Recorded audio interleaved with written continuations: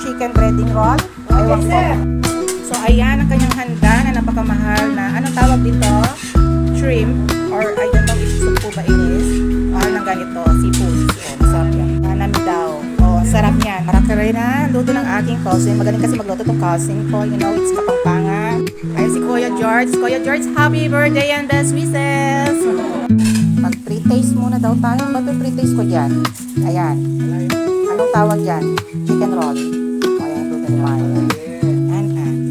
Sarap yan. Ayan. Ito ang magaling magluto sa amin. Magpipizza sa pari. Ayan. Sarap ang mga luto nito. Wala sa ayos. Napuyat ang beauty ng mama nyo. Mag-pre-taste daw ako. Oh, tutulog. Patulog na. Oh, busy ang aking cousin kasi birthday ni Kuya George. Kaya nagluluto siya. Mag-pre-taste na muna tayo. Pre-taste daw kung masarap yung luto niya. Ako lang masarap naman. Ayan. Cheese.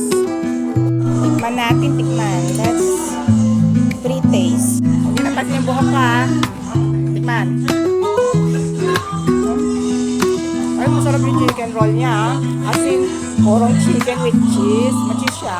And then, ham. Pwede mag-take home? Anong? Ay, dinagdakan. Hindi magkain, dinagdakan. Amo na. Dinagdakan. Specialty ng pinsa ko naman, dinakdakan. Siya ang gagawa. Si Tukay, ang aking kapatid ni Marian. Oh, tignan natin mamaya mag-pre-taste. Ito, kumakain pa ako. Mamaya yung dinakdakan na. Sarap itong dinakdakan. Tagatikim ang mama nyo.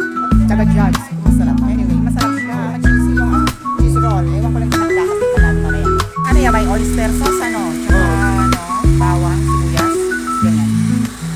Sa kanya, dinakdahang Kapampangan at special recipe. Ito naman sis namin beef ano yan? Lengua nemo. Naging yung lengua ngayon. Lengua. O, yan ang handa.